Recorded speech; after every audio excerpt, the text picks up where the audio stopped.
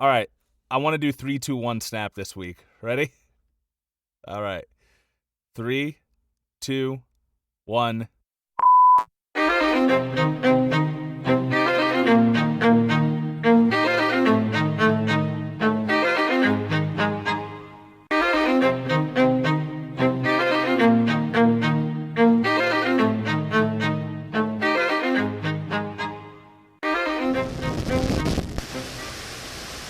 Welcome to the Politipop Podcast, the podcast where we read between the lines of your favorite pop culture media and discuss the social and political themes within. I am your co-host, Mike Booch, a.k.a. Lovecraft's Cat, and I'm thrilled to be joined today by my co-host, Ty. Hey, what's going on? All right, fantastic. Not much. We are getting ready to review Lovecraft Country, which is an HBO original series that just premiered recently. So it's still actually coming out, which is awesome. And it deals with the lore of famed or infamous, if you want to go that route, fantasy writer H.P. Lovecraft, and puts a little racial undertone behind it. But we'll talk about that in a little bit. How's it going by you, Ty? It's going okay. How about with you? Going great. But good. That's just in my own head. I'm aware that the world around me is burning, but my altered and ascended state of mind at the moment allows me to not focus on those things. But yeah, so we're gonna go into Lovecraft Country. Are you ready for this, Ty? Oh, I'm ready for Lovecraft Country. All right, and let's see if Lovecraft Country is ready for us. We're going to be reviewing episodes 1 through 3 to start, and then we'll probably do something similar as to what we did with Watchmen. You know, we'll do the next 3 and the next 3 after that. And we'll see. We'll see how it goes from there. But Ty, before we get into Lovecraft Country, please give him the plot. Oh yeah, the plot of Lovecraft Country is a young African American travels across the U.S. in the 1950s in search of his missing father. Short and sweet. Yes. All across the way, he comes into these very fantastic sort of situations. I want to talk a bit about Lovecraft. Vox actually had this, this good bit of talking about Lovecraft. I personally am not a huge reader of Lovecraft, but I do know that he is a problematic figure.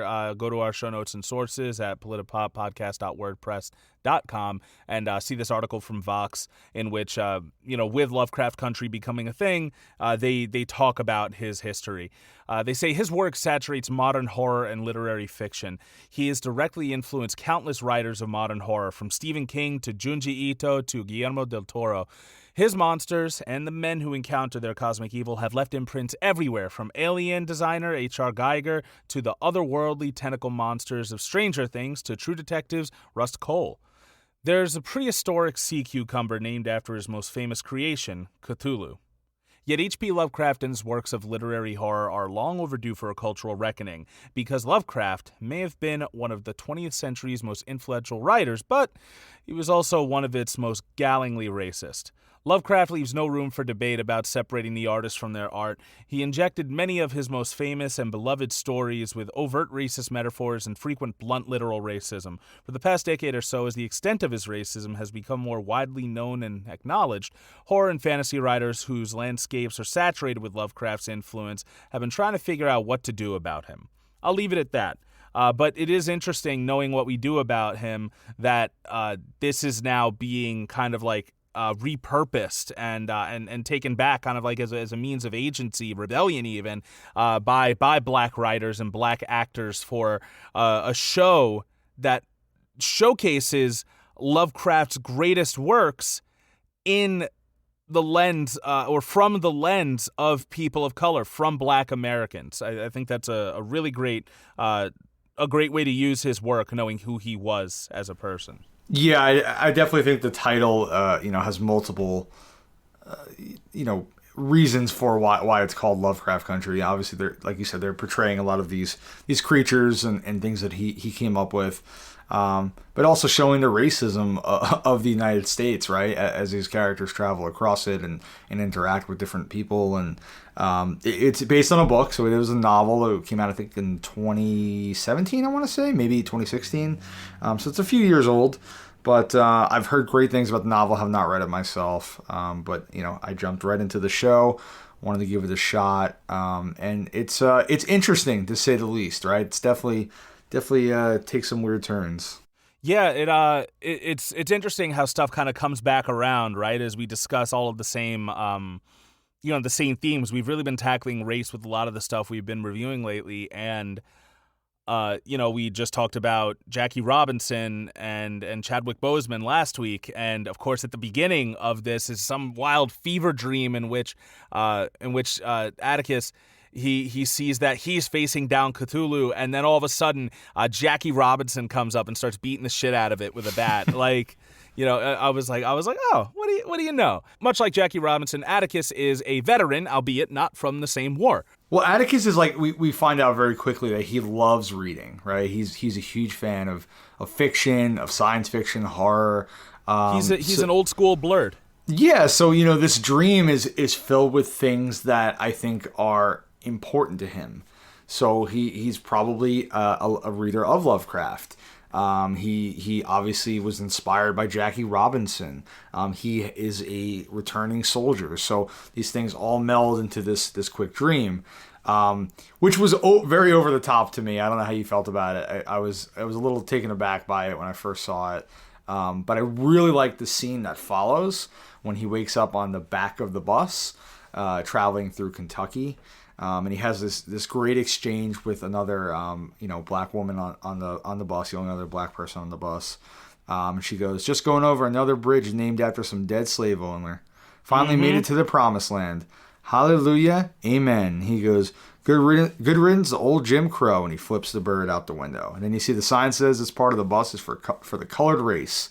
So right off the bat, they want you to know this is a very racist time. They're dealing with still, the aftershocks of slavery and, slave owners and just how much that has impacted the United States, which, is super topical for what we've been talking about and what the world's dealing with right now. Yeah, but I want to take a step back and just note about what we mentioned last podcast, where I said, like, regardless of if you're an actor, you're a singer, you're a baseball player, depending on what color you are, like, racism does have a place in your story. And so even without like making this story about race specifically, I feel like they, just because of where they said it and who the characters are, race is inherently a part of it. Like, even if he didn't say "good riddance to old Jim Crow," you'd still have them sitting there in the colored section of the bus. Like, yes. It is ever present in our society. And then it was just a little more obvious than it is now. It's funny. A coworker of mine actually said that they didn't feel it was in your face as it was in Watchmen, which I thought was, obviously kind of a racist comment, but that makes sense. I was like, okay, all right. Watchmen was like wanted you to stare hard at it, I guess. Where this is the setting, the time. It takes place in the past, right? I think that's the big difference. Where Watchmen kind of took place in present day, slight future, maybe. This is in the past where people, they accepted there was racism in the 1950s.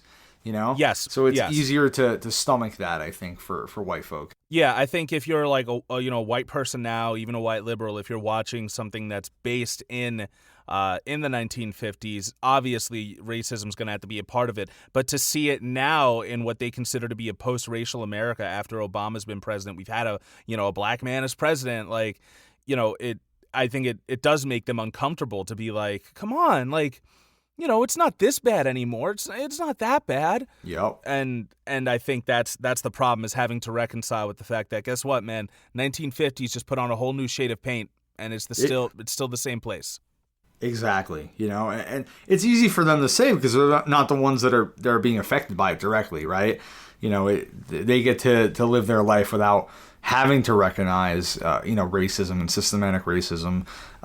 But if you're a person of color in the United States in 2020, it is just as evident as it was in the 1950s or whatever time period you want to look at. It's still there. It hasn't gone anywhere. no matter how much it tries to disguise itself. And I just want to go back to one thing before we move forward, because I was totally certain for some reason that Atticus was a World War I veteran. But knowing that the thing did begin in World War I, just kind of drove me down this rabbit hole. So check out our show notes and sources if you want to learn a little bit more about, what it was like fighting for Jim Crow America, what it was like having to, be like, if you were a medic, you were only allowed to look after black soldiers. You were part of a completely segregated labor unit. And we know from when we spoke with Pope that obviously, like, when you enter into the service, everybody gets a job, but these were still like segregated jobs. And, Yep. there were still like, even even in while they were like training in Texas and stuff, there's one account of like a little bit of a race riot happening and like the cops killing black soldiers. And then of course after after coming back, what kind of a country are you given after this, which was also covered in Watchmen. They talked about Will Reeves's father, who was a World War I vet, getting notes from his German friend saying, like, dude, like, why are you fighting for a country where you can't even sit in the same section as other people? Like, yeah, definitely something that we see here. Are you sure it was World War I in that flashback? Because I'm looking it up and it says the Korean War in that as well. Guys, we've just come to a conclusion that I don't know history, and I was confused by something in the episode, which we'll put in the outtakes, which will probably be a separate thing. I think I'm going to start putting outtakes behind the paywall, because that's fine. Because they're insane. I was misled by a soundtrack in the episode that made me believe it was 1928, in which it doesn't matter because World War I didn't happen then. But yeah, it was far over, and World War II was still many years away. They were fighting in trenches. It's an imaginary war in 1928 with Cthulhu. People don't talk about that. My point is there's a history of black Americans fighting for a country which treats them only as cannon fodder and a resource, but not as people. All right. Yes, which is So, great. I do want to talk about... Why is it great? No, it's a great point. Sorry. Oh, God. I was like, jeez. Oh, by the way, I'm a white supremacist now. Imagine you just dropped that. Yeah. That's why I'm on the show. I'm the other point of view. You're Ty Shapiro. So going back to the scene on the bus breaks down, right? And a truck pulls up to take all the people that were on the bus, but they only take the white people. And Atticus and this other woman have to walk. And she comments on the book he's reading. I believe it's called The Princess of Mars. It's a John Carter story. And he begins to tell her about it a little bit. And he mentions how John Carter was a former Confederate soldier, a Confederate general. And she says, he was a Confederate soldier? And he goes, well, ex-Confederate. And she goes, he fought for slavery. You don't get to put an X in front of that. And he replies, like stories are like people. Loving them doesn't make them perfect. You just try to cherish them, overlook their flaws. And she says, yeah, but the flaws are still there. And I thought that was such a great exchange because, I think we see that today all the time, right? They've changed. They're not the same, or they're a good person at heart. They just, they have some problematic views, and people like to make excuses for the ones they care about. But those flaws are still there, and the Confederacy was a Confederacy, and you don't get to just forget what they did. Yeah, and, it's also a meta moment, right? I think this is them acknowledging from the get-go, like, yeah, we're going to have to separate the art from the artist on this one. Like, we're taking Lovecraft, we're doing our own thing with his work, and we are aware that he was, very problematic. Check in the show notes and sources for the history on Lovecraft's cat's name. But yeah, also it's interesting to see it now because like J.K. Rowling is like a modern day Lovecraft in that effect, like she made all these amazing stories that have helped people accept themselves and learn to stand up to authority and, and just become better people. And yet she is a huge transphobe. So yeah, like, you separate what you can from the artist, right? Yeah, it's hard. You can't take away that they accomplished something great. They were a brilliant mind, but they're not a good person. And you have to acknowledge both, I think. Yeah, because nobody is entirely good or entirely bad.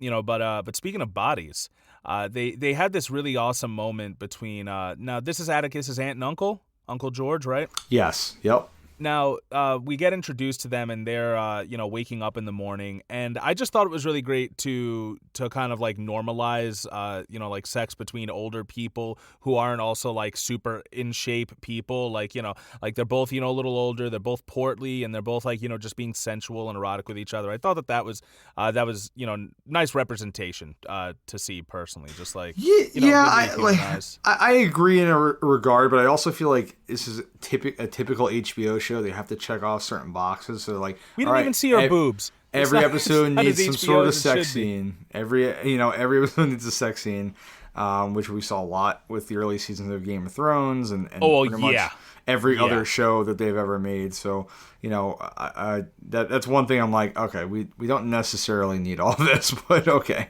If it were chubbier people of color in Game of Thrones, I would have been much.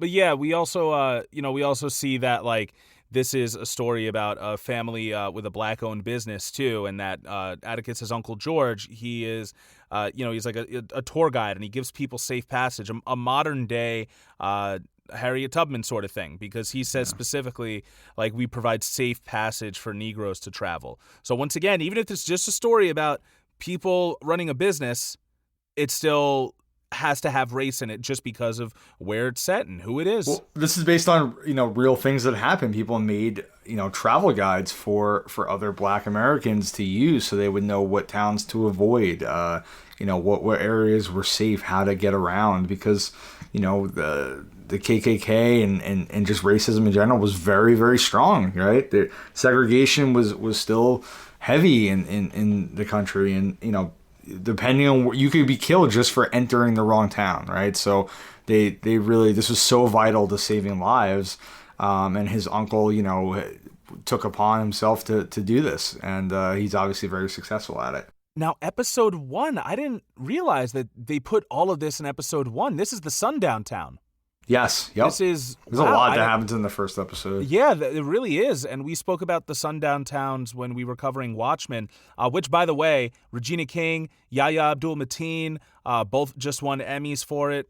It's HBO's Watchmen cleaned house, and rightfully so. It was an awesome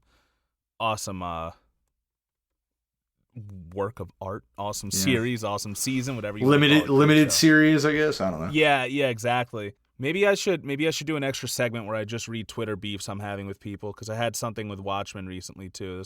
That would be pretty hilarious. I enjoy reading them. That I'm gonna have to start doing that, because we're on YouTube now, so like I'm trying to think of other content to put out. Whoa. Yeah, dude. Maybe people are watching this on YouTube right now. I don't know, because I'm not including this part in the actual episode. Oh, okay. I want to point out a couple of other awesome moments that we see in this episode, because it is also just kind of like a lot of it is just setting, so we understand exactly what kind of a world they're living in. We see that like while they're on the road, these guys are jeering at them and making monkey sounds and stuff, and instead of like getting into a fight, they drive away from this roadside cafe. But right across the street is this Aunt Jemima Pancakes billboard. And I thought that was really powerful, because a lot of people do see Aunt Jemima today and they don't think it's a problem, but Aunt Jemima does stem from racist stereotypes, and even though it might not outright say like, oh, like, hey, massa, blah, blah, blah. Like, even though, like, Aunt Jemima herself isn't saying racist things, like, just consistently seeing Black people in a service position, I think that's some kind of a subliminal message of white supremacy that we're fed every day. And, even back then, obviously, racism was obvious, but I think, like, the Aunt Jemima was very specifically placed there to kind of enhance that point. Yeah, I definitely agree with you. That was done purposely, for sure. I do like the fact that Tick, short for Atticus, is also a huge nerd. Like, he was this skinny kid who was into science fiction and astrology. Yeah. Well, everyone mentions that, right? He was, he had the Coke bottle glasses, and he was always reading a book, and now he's this, like, jacked hunk, right, who just came back Oh, from my war, God, he's ripped. Yep, like damn. And, everyone's like, wow, all right, Tick, when he meets up with an old friend, Letty, and you could tell she's pretty attracted to him right away, and yeah, it's cool that he loves fiction. He loves science fiction and horror, and he loves reading all these special stories, and they mean so much to him. Which in and of itself is also like a form of protest. Like his uncle George is a huge science fiction reader, and that's kind of where he gets it from.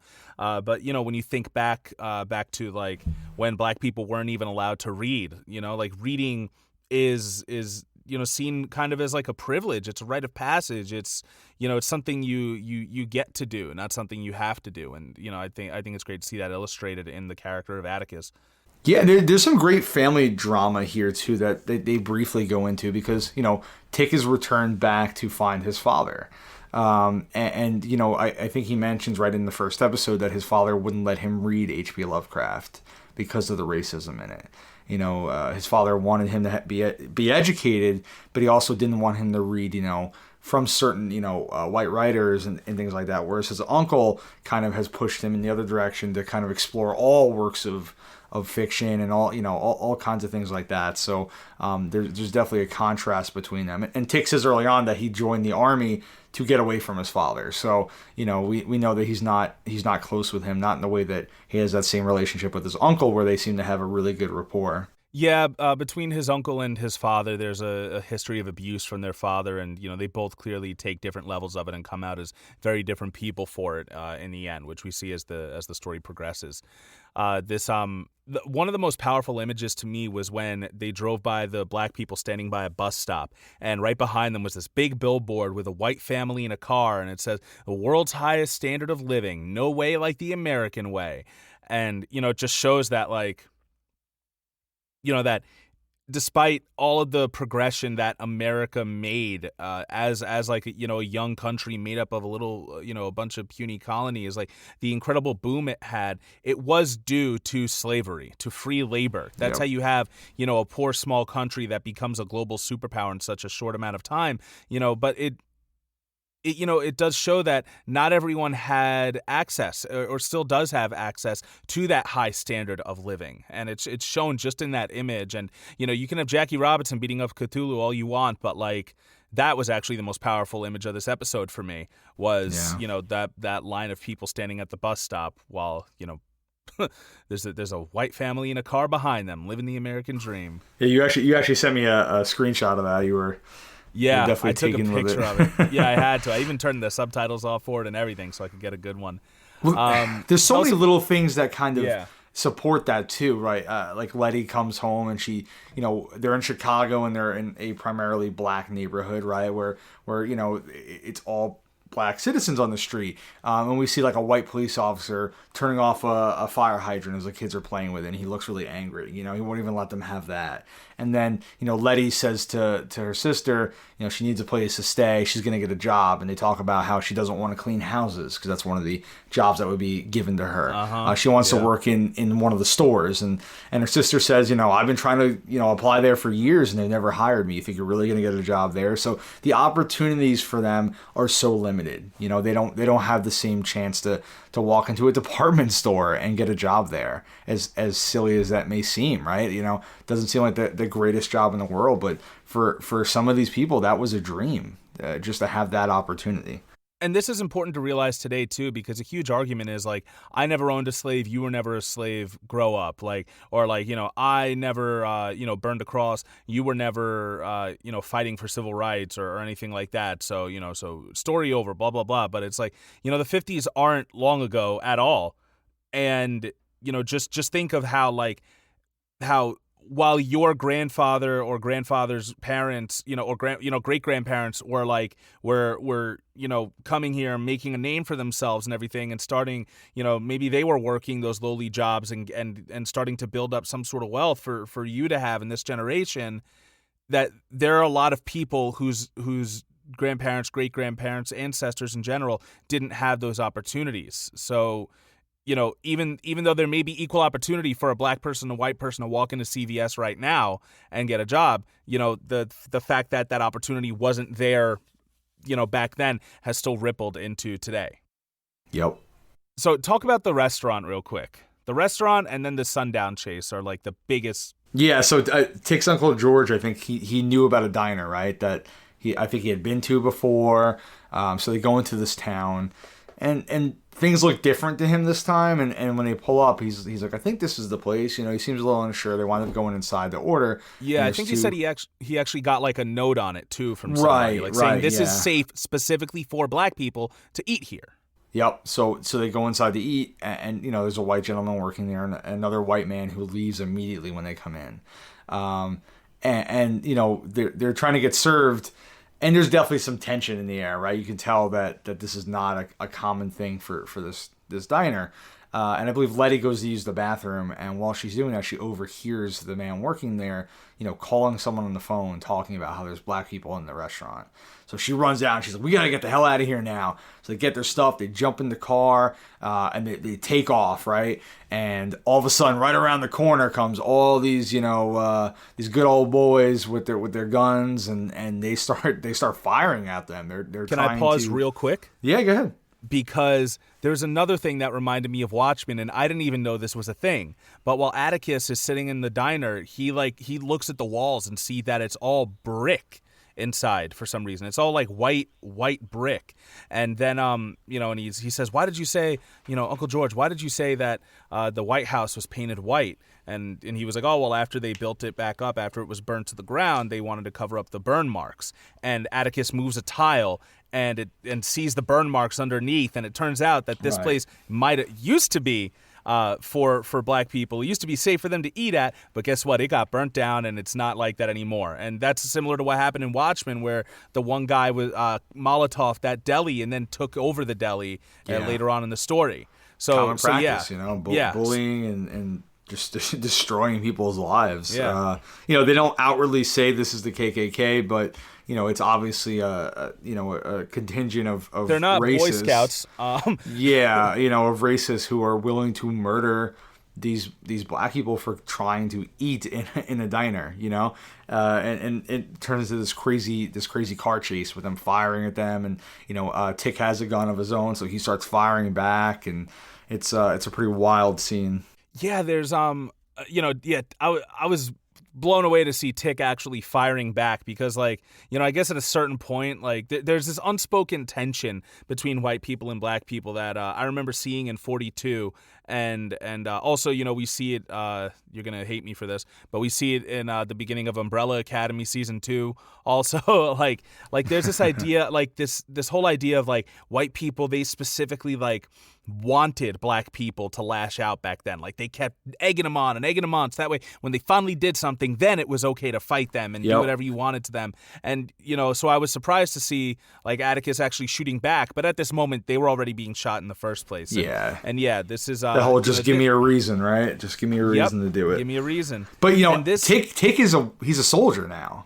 He's not that young boy anymore. People don't, they might not realize it, but, he's gone to war. He's probably killed people. So if his back's against it, he's going to fight back. And this isn't even the most tense chase in the episode either. It's not. They managed to get in front of some sort of incredibly fancy silver-looking Ford, which actually goes back to earlier in the episode when Atticus found out from a bar owner that his father, I think, left in a car that was like that. So this car has something up with it because it acts as like an invisible force field that stops the car that's chasing them down. Atticus doesn't know what to make of it, and they bolt out of there, which leads into the most tense chase of this episode. Why do they stop again? Do they stop to just use the bathroom? Because I think they have gas. Well, they're lost. They can't find the entrance that's supposed to be there. So they've been circling this forest for hours. And I think Tick says pull over, and he's looking around, and I think he goes to maybe use the bathroom like you mentioned, and a police officer rolls up at this moment. Yeah, and he tells them that this is a sundown town, which we know from our friend Bronson actually still exists in some places. He's in Oklahoma, and basically if you're the wrong color in a sundown town, people are liable to do whatever they want to you if you're caught there, and it's very tense. And there's this interesting part where Letty, like if you look in the back, she kind of doesn't know what to do with her hands, which I thought was so telling, even though she doesn't really have any lines here. And they're saying, all right, well, we'll get out of here. We'll go over the county south. And he's like, oh, well, sundown's in 7 minutes and south is too far for you. And they're like, all right, fine, we'll go north. And he's like, oh, you just might make it. And he's like, can I do a U-turn here? And the cop is just sweating him down so much. And he's like, well, normally I consider it a crime, but considering the situation, I might let you if you ask me nice. And, and he asks him to call himself the N-word and ask nice and all this other stuff. But it's what is it, a 6-minute chase, and they can't go too fast because then they can get pulled over for speeding. So Ryan Johnson, please take notes on what a slow speed chase should look like. But yeah, it was so tense, and they gotta go just the right speed so the cop doesn't have a reason to pull him over, and it's just wild how they have to obey the law knowing full well that the cop wants to kill them. And he starts literally ramming the back of their car, and they can't do anything. They have to pretend like it's not happening. And this is terrifying for them. They know that they're minutes away from their own demise, and there's not a thing they can do. So, they just have to just keep going. Yeah, and it's just terrifying to watch, too. And even though they do escape and they make it out, there are a bunch of cops waiting for them who are called. And, they drag them into the woods, and you know what they're going to do next. But all of a sudden, they start being attacked by these monsters who, seem to be right out of a Lovecraft novel. You know what I mean? Yeah, I think the uncle actually mentions these monsters earlier, how in the forest you could hear them running around at night and stuff like that. And this is where the show kind of takes a turn for me, because I came into it, for the Lovecraft monsters, but I'm staying for the way they discuss social commentary. Yeah, social commentary on racism. I kind of felt the monsters were a little cheesy. Oh. How so? Yeah. Like the way they looked, or just their introduction into the story? It was already a good Evil story. Dead to me. Okay, I could see that. It was, they had to go into a cabin in the woods and hide out, and you've got this whole really intense story, and then all of a sudden there's these CGI monsters running around, and people are getting their heads bitten off, and they're like, we gotta go. It just became very over the top for me, and that's something I kind of feel whenever there's these supernatural elements to the show. Yeah, I can see how you would think that. For me, I was definitely on board with it just because it cut the tension by chewing up racists. So that was nice. But nice. I can absolutely see how you'd say that. And I thought it was very poetic that these cops are now also in fear for their lives after sundown, because now they have to wait until the sun comes up for these monsters to go away, if these monsters are even what Uncle George is hypothesizing them to be. Yeah. They don't even know that for a fact, but but it's we don't have to go into all the individual action of it, but it was a pretty cool scene. I love seeing stuff, when people have to hold out and stuff, for the night and fight the hordes. So they have to use light to fight against them because the creatures don't like light. There's some really inventive stuff. They use the headlights and and flashlights and all kinds of ways to flares and yeah. But the episode ends when they are called off by a whistle, and they end up getting to the place where Tick's father told them to go. And that brings us right into episode 2. They're in this mansion with a bunch of white people and the one white guy who's showing them around lets them to their rooms where for some reason they have all the books you could ever want, all the clothes you could ever want, whatever you want, your room is tailored specifically to you. And it's kind of making Letty and Uncle George forget themselves, forget even what happened in the woods, but Tick is still able to remember for some reason. His memories are unaffected, and he's trying to remind them what happened, and they don't remember it at all. So he's very suspicious, and he goes looking, and he's trying to figure out what's going on, and he finds that their car, which had been severely damaged, right, from the creatures, is here now, I believe, and it's all repaired. Yeah, not only is it repaired, but they're actually being invited to dinner and stuff, and even though in this mansion there still is a hierarchy, like there's white people there who don't want the black people to be around. And we also end up finding out, correct me if I'm wrong, but this one guy was actually was he Adam or a descendant of Adam? I think he was Adam himself from the Bible, right? Trying to get back into Eden? No, I thought he was the descendant of Adam. Okay, so he's a descendant of Adam trying to get back into Eden. And we also find out that somehow Atticus also has some Adam's blood in him. Is that... Yeah, I believe his ancient ancestor, raped a slave, or had sexual relations with a slave, and resulted in his blood being, his bloodline being related to him. So him having almost this place of honor, even though he's black, he does have a place of honor in this house, and only because of his lineage from a white man, which I wasn't thinking about it before, but now that it's here, we can talk about like the difference between light-skinned black and dark-skinned black, how there is a true hierarchy that does date back to slavery, in which when masters would rape their slaves and have like mixed children who at the time were called mulatto. Now we don't say that. But they would be the ones who still, like, while slaves or servants would be afforded more rights than your average field slave. Like, they would be able to work in the house. And, it is interesting to see, like, Letty is the only light-skinned character, which I thought was an interesting casting. I do think that Jurnee Smollett does an awesome job. She's so charismatic and magnetic and everything. Yeah. But I think they made conscious choices to choose a dark-skinned lead for this role, and it is interesting that more commonly you don't see dark-skinned black women being cast into leading roles as often as you do light-skinned women. Yeah, because white supremacy still, even though it still makes its way into progressive matters.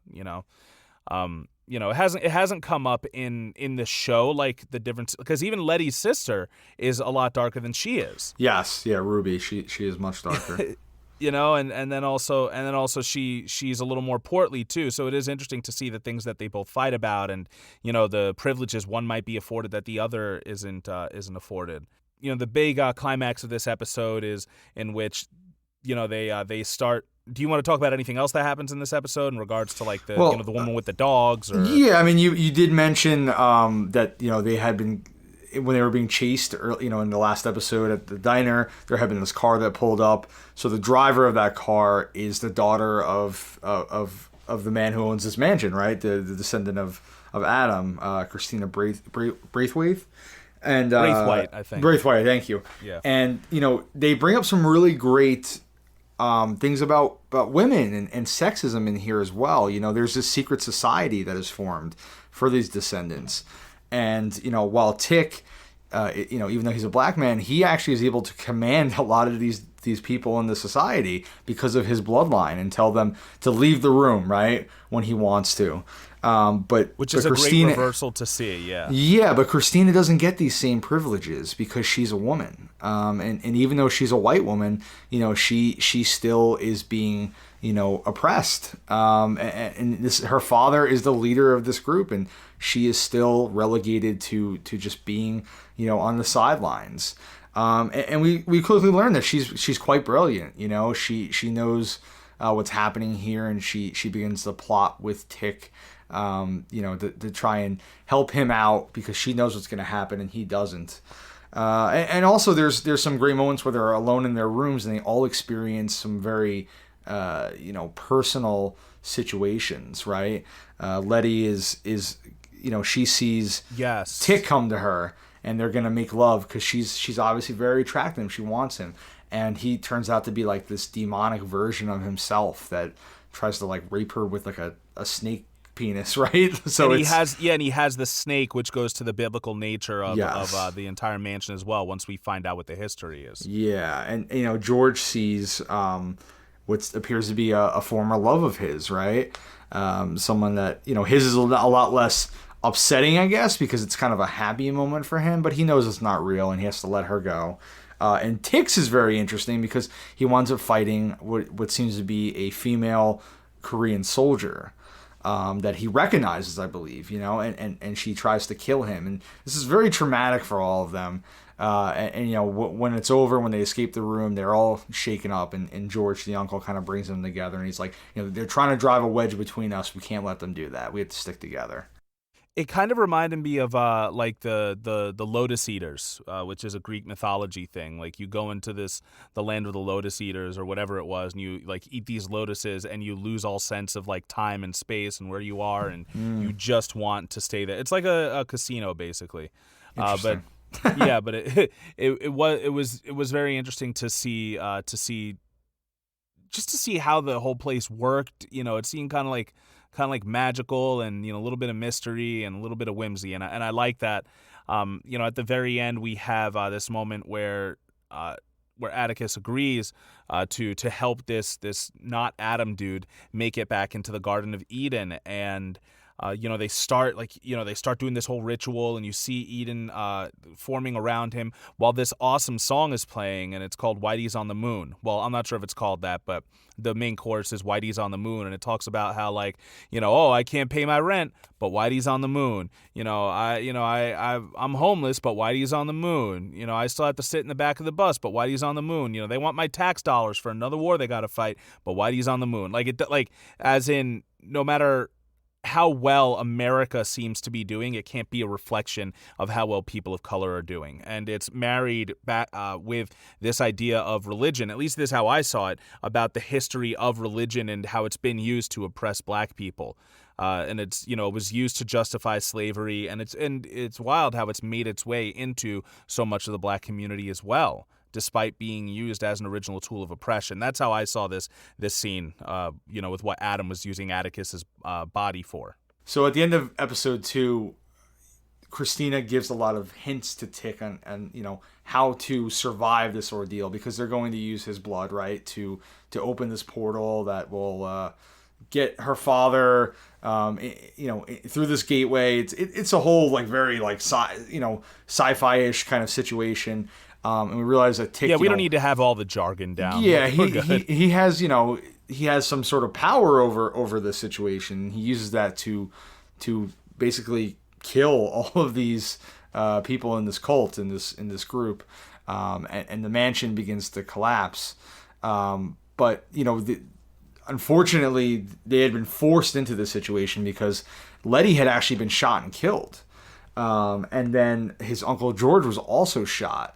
But Letty was actually revived. She was brought back to life, which was, extremely traumatic to her. She experienced death and rebirth, and, we see her going through this. And Christina's father says, look, I can bring them back. So if you help me, if you work with me, no one else will have to pay, right? I'll let them all live. Only you will die.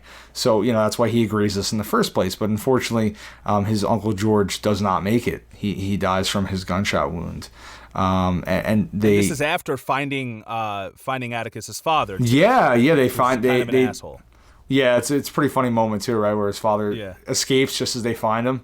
We're here to save you. He's like, I saved myself. Yeah, and you see even the surrounding town around them is racist, right? Like they can't go anywhere without being confronted by racism.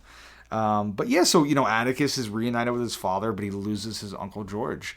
And George and his father have a moment beforehand where it's insinuated that George may be Atticus's real father, which is so terrible. Like you've had your father technically you've had your father by your side this whole time, and now you find your father and lose a father in the process. It's pretty terrible. And they really don't tell us exactly what happens right after, because episode 3 starts off with a bit of a time jump. I think it's been 3 months since those incidents. Yeah, it was a little jarring for me. Yeah, they managed to escape, and we see that through some way or another, Letty has come into money, and she decides to open up a boarding house. She moves into a very white neighborhood, which, they mention Trumbull Park, and I want to talk about Trumbull Park a bit. There's an article that goes into it. Letty's white neighbors are not thrilled with the concept of a black woman moving into their neighborhood, especially since Letty intends to use her home as a boarding house for members of the community in need. Her sister, Ruby, mentions the happenings in Chicago's Trumbull Park as a warning. Trumbull Park is well known for race riots that occurred from 1953 to 1954.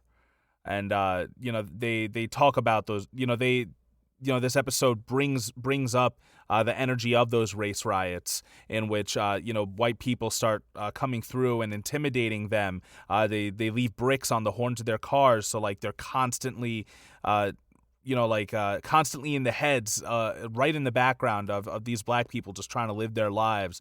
And, it kind of reminded me just about how, recently Trump, he had a speech that he gave, actually not that recent. In July, Trump gave a speech to a bunch of suburbanites. And he said the Democrats in D.C. have been want to, at a much higher level, abolish our beautiful and successful suburbs by replacing far-left Washington bureaucrats in charge of local zoning decisions. They're absolutely determined to eliminate single-family zoning, destroy the value of houses and communities already built, just as they have in Minneapolis and other locations that you read about today.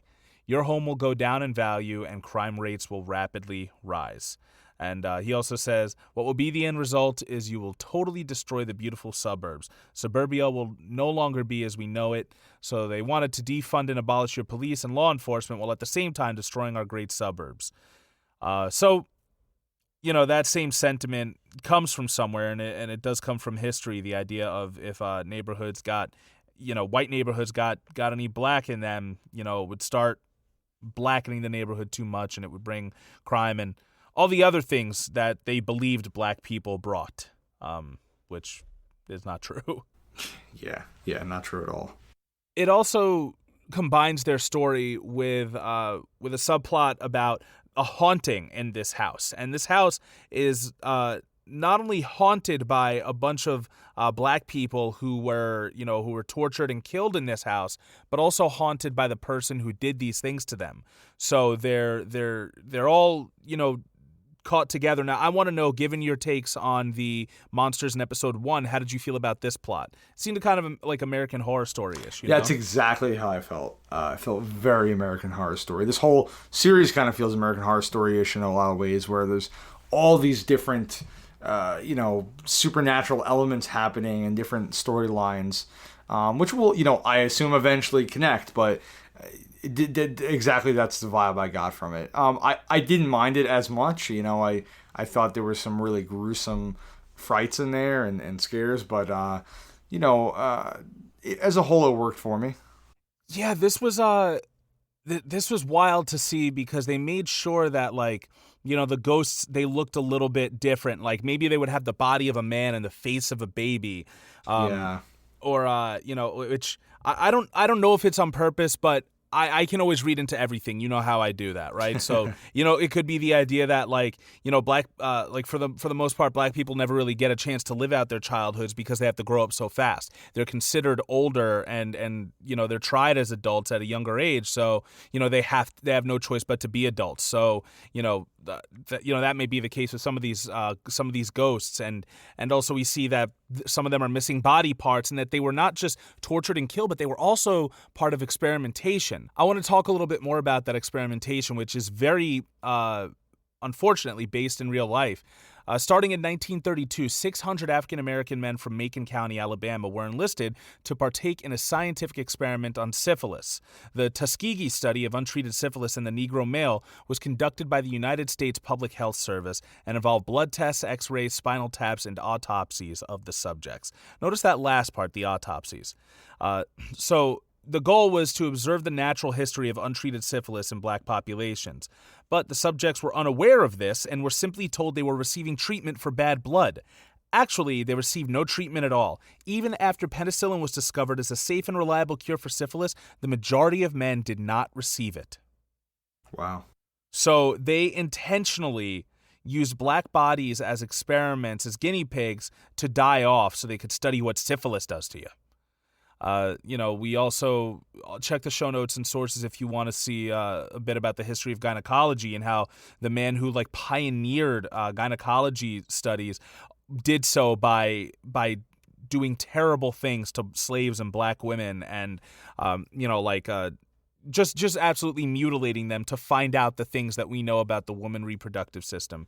And, it's carried into today. There's, I think, 70% of it was either nurses or medical professionals. I don't know, last time I looked at the statistic, believe that black people have a higher tolerance for pain than white people do. So they're less apt to provide anesthetic.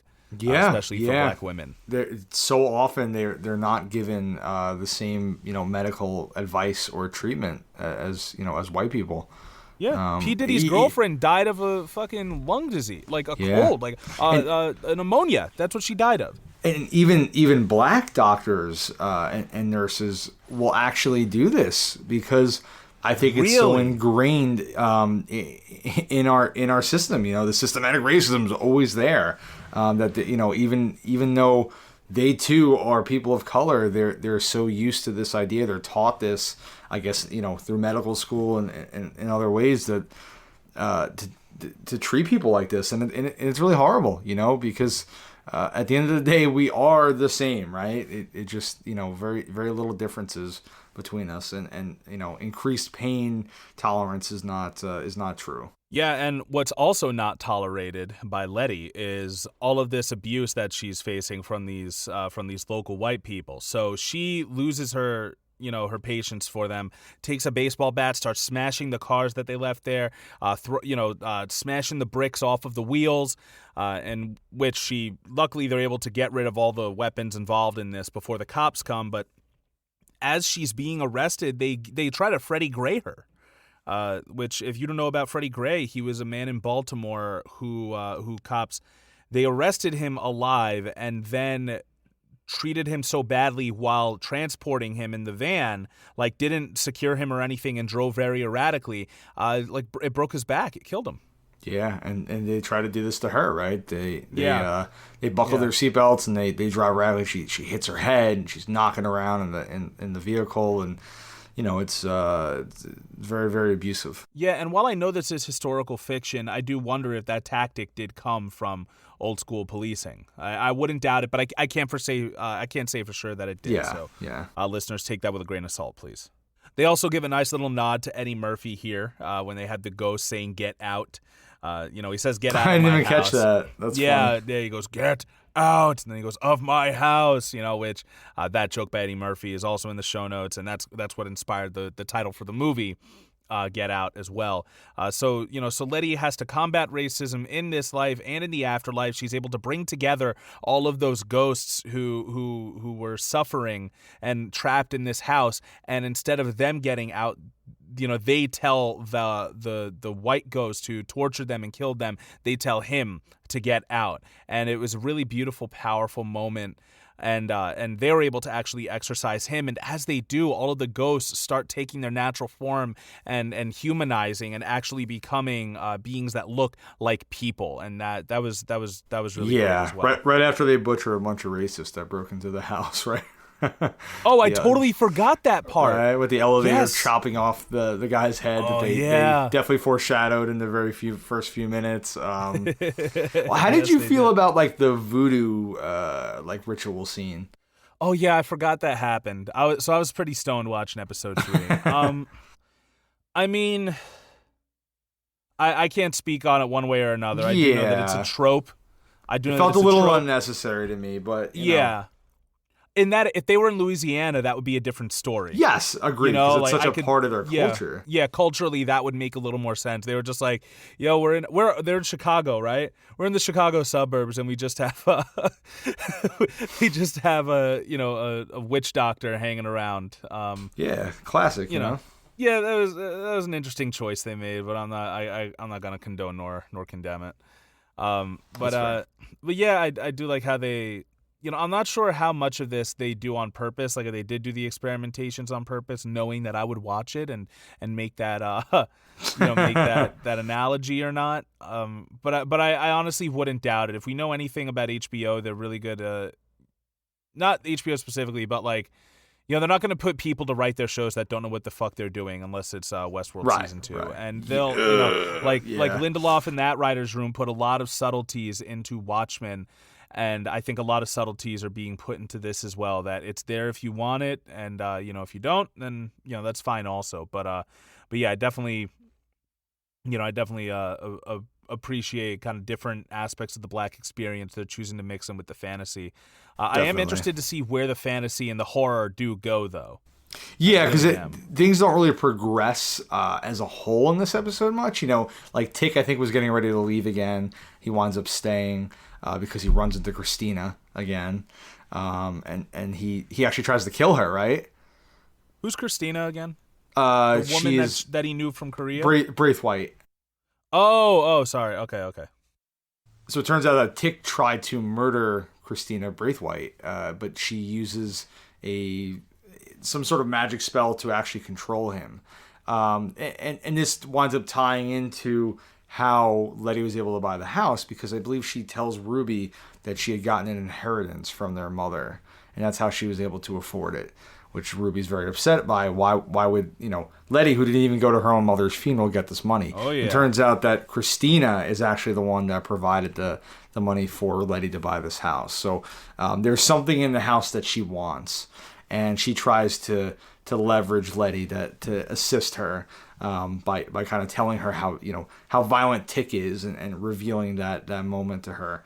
So again, you have, even though she is a woman, there winds up being some differences between them, and Letty doesn't trust her because as much as they have shared experiences, being a woman of color is still far different, and she's not going to just blindly trust this rich white girl. Yeah. Last thing I wanted to talk about was, do you think that in that time Letty would actually dress like that? I don't know. Like most times she's like in halter tops, and short shorts and stuff. Well, she's kind of like she's kind of a rebel. You know what I mean? Like they show that she's kind of a grifter a little bit. It's not a male gaze thing. She knows she could use her looks to get. Well, yeah, I mean that's what she does. She manipulates people. She manipulates her own family. Yeah, yes, she does. She does. So I think that plays into her character a lot. Definitely. I like how they use a lot of modern, rap and stuff in the show. It actually works. Yes, thank you for bringing that up. I actually forgot to mention it. Yeah, like there's some really great songs that tie into, the scene they're portraying, whether it's about, female power or Black empowerment. There's some really cool song choices throughout. You eat that, Hamilton. Fuck you, Hamilton. It is. Yeah, because like you never really see that. When it's a period piece, you always see music from the time. And in this, like, they're showing music way ahead of its time, but yet 42 did that as well, right? I don't remember whether or not 42 did that. Yeah, I'm pretty there were sure there were a lot of James Brown songs in that Get Up flick, though. I'll say that. Yeah. So there you go. Music from the time. But yeah, it's just it's an interesting way to show how, like, the experience, while it evolves, is still very it's still very specific at its core. Like, it doesn't matter what kind of generation you're in, the Black experience still is the same. And, whether you're using the blues or Motown to sing about it, or hip hop or rap to sing about it, or spoken word, like, it can still apply to then, now, and tomorrow, Yeah, definitely. That being said, any closing thoughts on the first 3 episodes of Lovecraft Country, Ty? I think they nail the social commentary. I'm not sure where the story's going. Which I actually like, because I'm not sure where it's going either. I don't know a lot about Lovecraft. Like, I know a little about Tolkien and then even less about Lovecraft. So I'm just kind of like going to sit back and watch and see where it goes. And, maybe I'll get into Lovecraft after this. Who knows? Like, a little, get some abridged stories on stuff. Because it seems like if I were a fan, I would be a little more excited about the monsters they are putting in. Yeah, I think so too. Yeah, but I do like I got into a little Twitter argument with someone today, and they were talking about how the Mandalorian should have won over Watchmen and stuff like that. And really? I told him, I said Mandalorian was good, but it was predictable. The Mandalorian was a very predictable story. Yes, especially if you've ever played Dungeons and Dragons. Like, I still loved what they did with it. Don't get me wrong, but I didn't. With it was Watchmen versus Yeah. versus Mandalorian. So The Mandalorian also has a terrible prison episode, so yes, there is. I loved it. I hated it so get much. the gang together, do a heist. I'm for it every day. Every yeah, day. with the worst acting imaginable. Did you ever see the meme where it was like the fact that Bill Burr is in The Mandalorian posits the existence of some sort of space Boston? That's hilarious. I love that. But yeah, the Watchmen was, you didn't know where it was going. In Lovecraft Country, I have absolutely no idea, especially since I didn't read the book. So I'm looking forward to see where it goes, how much more it has to say, how trippy it can get. I can't wait. Want to let everyone else know that we are working on Patreon and different tiers and what we're going to be offering. So if you have any ideas as to what kind of perks you might want from us that you would be willing to drop $1 or $5 on a month, feel free to let us know. You can contact us via Twitter at PolitiPopPod. You can find us on Instagram at PolitiPopPodcast. You can email us at politipopcast@gmail.com. You can find us on YouTube now, where we're going to be not only putting like video versions of our podcast, but also some other exclusive content, which remains to be seen. It's to be announced, TBA. You can listen to us and rate and review us on Apple Podcasts, Spotify, Google Podcasts, the iHeartRadio app, Amazon Music. And if you do find us on YouTube, please like and subscribe. Hit that bell so you know whenever we post up a new episode. We're doing this every single week. Every week. Yep, that's right. Every single week. And that being said, for the Politipop podcast, I've been Mike Booch. I've been Ty. Thanks for the support. And no matter what you're watching, what you're reading, what you're listening to, always remember, never stop thinking, never stop learning, and please, read between the lines.